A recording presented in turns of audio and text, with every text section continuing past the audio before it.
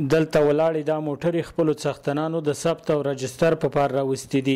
دغه لړۍ په ننګرهار کې د ترافیکو مدیریت له لوري د وزیرانو شورا د پریکړې له مخې د 1444 هجري قمري کال د 8 میاشتې په 19 نیټه پیل شوې چې د 1444 هجري قمري کال د 11 میاشتې تر 19 نیټې به دوام وکړي. د ترافیکو مدیریت د مسؤلینو د معلوماتو له مخې تر دې د مې 14025 وسایط ثبت کړي او 9870 موټرو د ثبت لړۍ لا پاتې ده. د دوی په خبره له دغه چارې موخه د بې اسنادو موټرو مخنیوی دی، کوم چې ورسره د جنایي جرمونو د ترسروي کچه تر یوه بریده راکمېدلی شي. درې میاشتو کې موږ چې د 14025 موټر تر نن ورځې پورې ثبت کړي دي. د کچه چې د دې کمیږي او امید لرو چې صفر ته راشي. بل خو نه د خلکو د موټرو قیمت نه لرلو، ځکه چې قانوني اسناد نه لرله، نو د دې خلکو د وسایطو قیمت هم لوړېږي. سره زموږ د عوایدو چې موږ داخلي خپل عواید لرو نو هغه عوایدو کچه هم پورته کېږي. که څه هم په ټوله کې له دغې پروسې د بې اسنادو موټرو لرونکي خوښ دي، خو د ځای په تنګوالي د اسنادو د طی مراحلو کې په ځنډ او په وخت د کارونو نه خلاصېدو نیوکې کوي او له مسؤلینو غواړي چې په دغه پروسه کې ورته لا زیاتې اسانتیاوې رامنځته کړي. دغه پروژه ډیره صحیح روانه ده او د اسلامي اماراتو لخوا ډیره مننه چې دغسې پروژې په لارې واچولي.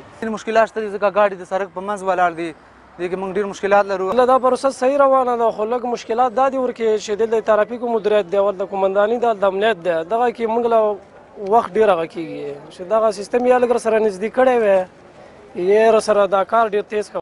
په دغه پیل شوې پروسه کې هر موټر ته د 3 کالو لپاره اسناد ورکول کیږي او د مسؤلینو په خبره په تیر کې د 15 کلونو او سټیکر لرونکو موټرو د اسنادو موده هم په ختمېدو ده چې هغه به هم په دغه پروسه کې شامل کړي.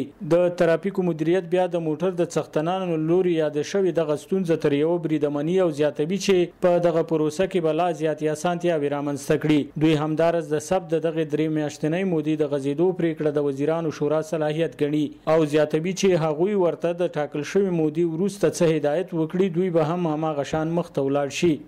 موږ رښتیا هم چې داسې بهر ځای نه لرو، همدغه یو ځای د پخوا نه پاتې شوی دی، لږ څه هم بنده کړې ده چې دا کارونکي او نور چوک نه بندېږي. چې رجسټر کوم پروسه ده هغه نو لږ طولاني ده، ځکه مختلف هغه اسناد سکین کېږي، بیومیتریک کېږي، د شخص معلومات، د موټر معلومات او نور کوم اسناد وي چې هغه موږ کابل ته لیږو، ډیټا دغه جمع کېږي، بیا بیرته راځي موږ ته اجازه کوي چې دلته تاسو هغه سټیکر ورکوو.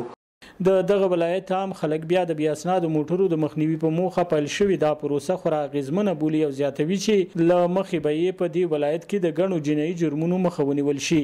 دغه موټرو کې یو مخکې داسې مشکلات و چې قاچاق پرې کېده او اختطاف پې کېده، یو دغه ګاډو ته اسناد ورکوي. ډېر استفادې ته ناوړه استفادې ته کېدي، ډېر استفادې ته کېدي ځکه چې اسناد موټرو الحمدلله ټول خلک راضي دي. اوس د عام ولس لپاره ښه کار دی چې دا سټیکر چې ولور کړي که نه قانوني شي. ننګرهار د هیواد د لوی ولایتونو څخه یو سرحدي ولایت دی چې تر دې وړاندې په ښار او ولسوالیو کې ګڼ شمېر بې اسنادو موټرو تګ راتګ کاوه چې دغې چارې خلک اندېښمن کړي وو. په تیر نظام کې خلکو په ځلونو له حکومته د دغه ډول موټرو د قانون کېدو غوښتنه وکړه، خو په غوښتنه یې چا غوږ ونه ګراوه. خو اوسنی نظام وایي که څوک خپل غیر قانوني موټرې قانوني نه کړي، د پروسې له پای ته رسېدو وروسته به بیا په دې ولایت کې هیڅ یو بې اسناده موټر ته د تګ راتګ اجازه ورنه کړي او له چلوونکي سره به هم قانوني چلند وکړي. سباون ساحل، وحدت نیوز، ننګرهار.